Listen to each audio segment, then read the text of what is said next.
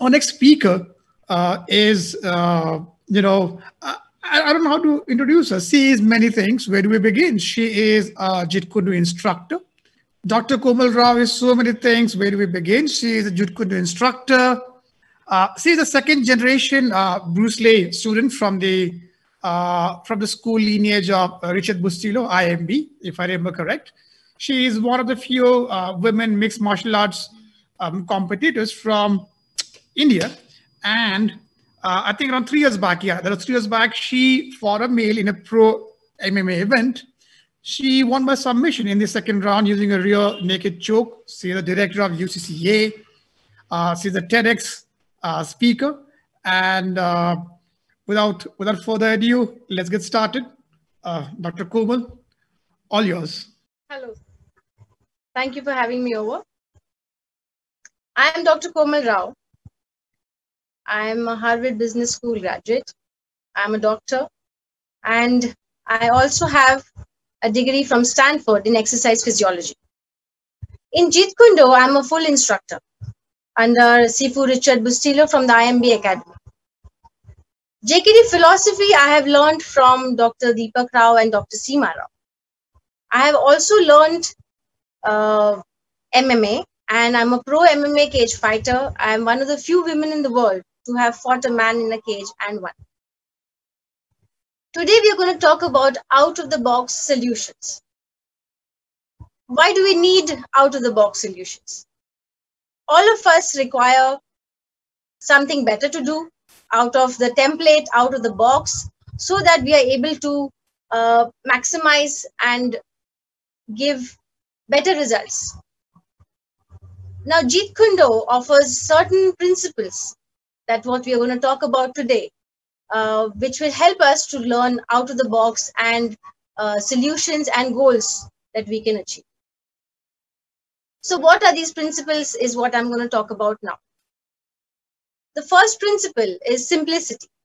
What is simplicity? As it says, simplicity is using fewer resources, being able to have less complications, less results, better results with fewer resources. So simplicity in Jeet Kune Do, what we look at is we use very few tools. Instead of accumulating 110 techniques, we take few techniques and we use it to its maximum. So like the lead JKD jab or the lead kick, side kick. Now, if you see a machine which has too many parts, it's going to break down easily. So if you take a cycle versus a motorcycle, a cycle will have fewer components which will break down. So it's more effective. So Jeet Kune Do, basically the first principle of simplicity is meant to make sure that you, with fewer resources, with fewer complications, you achieve maximum result. So if you're looking at working, you work with a smaller team and you get maximum results with a small team with fewer complications. The next point we're looking at is directness. So directness is distance between 2 points is a straight line. So instead of going around the bush and taking a detour, you try to go straight and reach the point straight. In Jeet Kune Do, directness is we don't pull our hands to the waist and then punch. Where your hand is, you punch from there. Where your leg is, you kick from there. So directness is going straight to your target. So you minimize the time required for any task. When you eat, you take directly the morsel to your mouth. You don't go around. Similarly, when you are doing any work, you try to minimize the steps that you require to do the job. So that is directness. So we covered simplicity, we covered directness. If you want to talk to a girl, you don't have to go around, talk to her friend, try to speak to, via. You try to speak to her directly.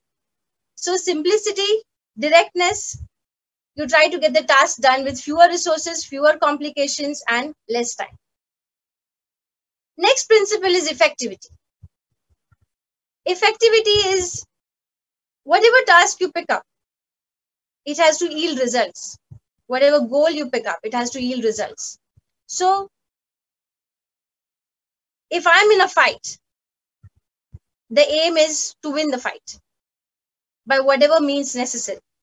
So in effectivity, we try to use, I can use maybe all the fouls of fighting and get the result. So effectivity doesn't mean that I try to take up a task and I do everything, but sorry, I didn't succeed. Effectivity means it should yield results. If you're studying for an exam, you have to score well in your exams. If you are working towards a promotion, you have to get promoted. So whatever task you're working in a relationship, you are working towards building a house, whatever is your goal that you pick up, that goal has to, you try to meet its end, you try to succeed, it has to work. Whatever task you pick up, it has to succeed. That is effectivity. In effectivity, in Jeet Kune Do, we talk about hardest weapon on a softest target and longest weapon on the shortest target. So effectivity is important as long as it works, but it also has to be ethical. A robber may decide that, you know, this is the money in somebody else's pocket. It can come directly to my pocket. It is simple, it is direct, it is effective, but it's not ethical. It doesn't belong to you. So understand that ethical or following your principle before application is important. Or, you know, anything goes if in effectivity should not be mistaken to be no principles attached. Next point we're looking at is open-mindedness. What is open-mindedness? Open-mindedness is being open to newer ideas, newer concepts, not being fixed or, you know, starting from a conclusion. You are here to question the answers. You're here to question the teachings. You're here to question the textbook. You're here to question the teacher. Your open-mindedness will result in looking at newer goals, newer approaches. It's going to help you to open your mind to every opportunity that crosses your path. We have all heard that when opportunity knocks, you think it's noise. It should not happen that, you know, because you have a closed approach or a fixed approach to something, you miss out on newer opportunities, newer ideas. Since JKD is all-encompassing, it is any technique from any style, any art works. So we are open. We are open to all aspects of fighting, and not fixed to, okay, this is what works for me, or this is what is there in my art, and I should only follow this. No, being open-minded is extremely important for any task. When you're studying, when you're looking at a new project, you're looking at how to solve something, how to get, you know, a promotion in your job. So being open-minded, looking for opportunity is very important. The next concept is fluidity.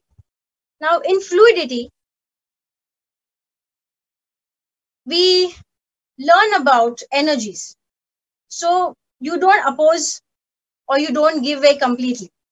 You heard of the saying, be soft yet not yielding, be firm yet not hard, be water, my friend. Okay, you know, water can crash, water can flow. These are all sayings from Jeet Kune Do, which are very, very applicable to fighting and to life. So if I'm in a fight and if somebody pushes me, I have to pull him. I have to use his energy. If somebody pulls me, I push. I'm going to use and I'm going to be fluid in the concept where if I try to block, if somebody is punching me, I deflect the punch. I don't try to block it, where I will get hurt and I will get injured. So fluidity is all about adapting, moving, and in such a way that you reach your goal with least harm or least injury to you. So in being fluid, you're also learning to maneuver yourself. Like in fighting, it's very simple to understand. When somebody comes towards you, you can use his energy and spin him and drop him. In life, fluidity is very important, because maybe in a job you are being bullied. Sometimes we use too much force, and sometimes we use too less force. Sometimes we are too submissive. We don't really talk back. We don't really assert. And sometimes we use too much energy. We may come across as rude. We may come across as somebody who's not wanting to be a team. So fluidity is important because you learn to use energy. You learn to use, not to push too much, not to pull too much, to learn to balance your energy. You have heard of this story called, there's an oak tree, and in a storm, there's an oak tree and a sapling. So before the storm, the oak tree is very vain and very proud that, nothing is going to harm it, because it is so strong and it is rooted in the ground. And the sapling is, just swaying in the wind, and it doesn't seem to have too much strength. But when there is a storm, the tree gets uprooted. The oak tree gets uprooted because it is rigid, it's unbending, and it is a disciple of death. Whereas the sapling, which is the disciple of life, it has yielding, it is moving with the force, it's not stopping anywhere, survives. So if we have to look at our lives, we also have to consider that, are we being fluid? Are you getting into too many fights? Are you getting bullied too much? Are you able to balance your energy? So fluidity is a very important concept which helps you to focus, which helps you to think and channelize your energies right. The next point is non-conditional or non-traditional.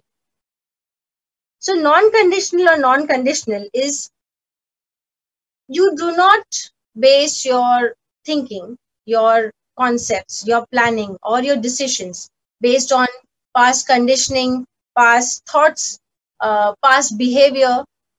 Maybe you have observed somebody behaving in a particular way, or you have observed somebody thinking in a particular way, and you also tend to think and do and act like that. Now, in this particular method of non-conditional, you have to be non-subjective, you have to be logical, you have to be non-biased. Now, what does this mean? It means that I take each thought and I take each concept at that point of time with a fresh perspective, not with a past idea, not with a past bias. Because, suppose you take up a job and or you take up a project and it didn't work because of XYZ reasons. If you have a similar project now at hand, if you start with the previous conclusion that, I could not do this work and I'm not capable of doing this work, well, then you're wrong. You reconsider with fresher mind, with a new concept, and you attack that point directly. You know what? Maybe I did this wrong at that particular point of time, and I will not be conditioned with my past thinking. You should not do the same mistakes which you did in the past. You should learn from your past mistakes, but make sure that you are open and you are not conditioned to your past failures or past setbacks. In fighting, we try not to have a conditioned method of fighting, in one particular way. A Jeet Kune Do man is always going to set up a rhythm in fighting and then break the rhythm. So you get your opponent used to a particular type of technique. Suppose I'm doing a jab in a particular way, or I'm doing a kick in a particular way. So I'm going to, set his mind that this is the way I fight, and then I'm going to break it. So non-conditional is very important, because if you condition yourself, you are going to get stuck. You are not going to be able to get out of the mold. You don't form a mold. Like in Jeet Kune Do, Bruce Lee said that Jeet Kune Do is all encompassing, and you don't restrict it. You don't try to define it, because once you try to define it, then you tend to confine it. But being non-conditional or non-traditional means you re-evaluate why and how do you work. Are you doing something only because people have been doing it for generations? Are you doing something because so and so person did it? Is the process really working, or do we need to look at it from a fresher perspective? Maybe in your company, some project is being handled in a particular way, but you look at it with a newer look, and you think, oh, maybe we can do away with these steps. Maybe we can analyze this entire process again. So non-conditional is very important to get out of the box solutions. In Jeet Kune Do, we don't wear uniforms. We wear shoes. We don't have katas. So we try not to condition and follow traditions and laid back conditions or previous conditioning. Now, if we look at the concepts of Jeet Kune Do and how it's being used in today's pandemic, the pandemic sadly caused all work and all movement and all businesses and work to be stopped. If you look at the work from home concept, which has worked beautifully for a lot of sectors of work, including schooling, where school kids instead of going to school are studying from home. People are giving exams from home. People are giving, I am giving a lecture from home instead of coming to the venue. So if you look at all these aspects of pandemic, which are being considered from work from home or perform from work from home or study from home, if you look at it, it's simple. The concept is very simple. Why? Because it uses very less resource. The companies can give off their office spaces. Office space is not required. People can work from home. A workstation can be given to each, officer. Kids can study from home with a laptop. So less resource. You don't have to travel. Your travel time is saved. Your workplace, electricity, internet, workforce over there, so many people, handling so many people, cleaning of the place, handling of so many employees, all of that is sorted out. People are working from home. So it is simple because you're using less resource with less complications. It's direct because you are meeting your goals in less time. You are able to do your work from home, so you're not wasting time traveling to work, then doing the work and then coming back home. So you're meeting the short principle of shortening the time period. It's effective. You're getting paid for your work. The company is getting the goods that it requires, the work that it desires. Kids are studying from home, so they're able to grow further. Teachers are able to execute and teach and transmit their knowledge. So simple, direct, effective. It's open-minded because we considered an open mind that, okay, how are we going to solve this particular problem? Because everybody has to stay at home. You can't travel and you cannot, infect people around. So open the mind to a new way, a new method, and how do we go about it? So being open was very, very important point to be considered in working from home or studying from home or performing from home. Next concept is fluidity and non-conditional. Now, fluidity and non-conditional. Many past thoughts that you have to go to a workplace, you have to go sit on a table and do your work from there, or you have to go to school, sit in front of the teacher and study. So all of these were past conditioning or past orthodox method of thinking that, no, this is the only way it's possible and there is no other way possible. since we hit an obstacle, we did a fluidity principle of going around it. So how did we go around it? We decided that, okay, we need, as much as we can, we are going to try to work from home, study from home, give exams from home, perform from home, shoot from home. There are a lot of people who are even shooting for their movie scenes, etc., from home. So all of this gives the idea that it's very possible for man to for all of us to come up with a particular solution to a impossible situation. And the principles of simplicity, directness, effectivity, open-mindedness, fluidity, non-traditional, non-conditional, overall, if you look at it, it helps. If you're looking at each and every aspect that I have discussed today, and we have been party to it today, it helps to okay, let me just think, do I need so many clothes in my wardrobe? No, I don't need so many resources. I can cut down on my resources. Am I working towards my goal? Am I working towards my effectivity? I'm doing all these steps 1, 2, 3, 4, 5, but am I getting the results? So if you look at your life, if you go back home today and you consider every aspect of your personal life, aspect of your work life, aspect of your study life, aspect of your relationships, if you look at it from a newer perspective, where you look at simplicity, am I meeting the simplicity principle? Am I meeting the directness principle? Am I meeting the effectivity principle? Am I being fluid, or am I being too rigid? Am I being stuck up on my past thoughts, past conditioning, or am I open to newer ideas? So I think all of these concepts can be used by everybody to meet their goals and to meet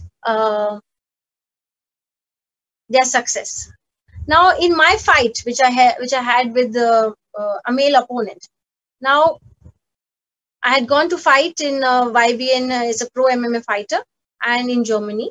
And the female who was supposed to fight opposite me, she met with an accident, and she did not turn up for the fight.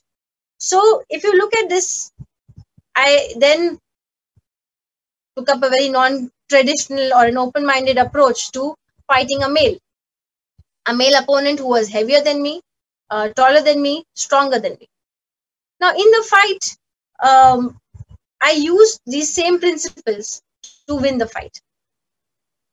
The opponent was stronger, he was heavier, his punches and kicks were stronger than me. If I had to win the fight, I had to understand that I had to use different tactics and different techniques to overcome that.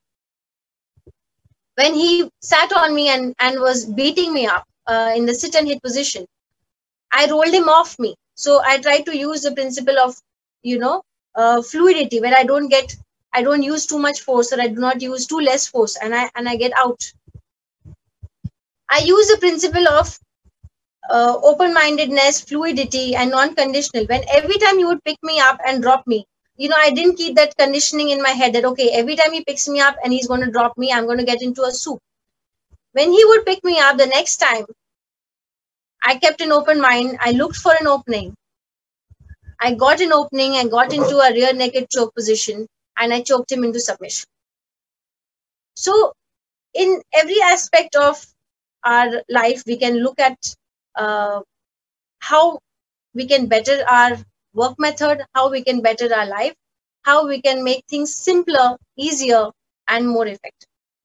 So that was my talk on Bruce Lee's Jeet Kune Do and what it teaches us about out-of-the-box solutions.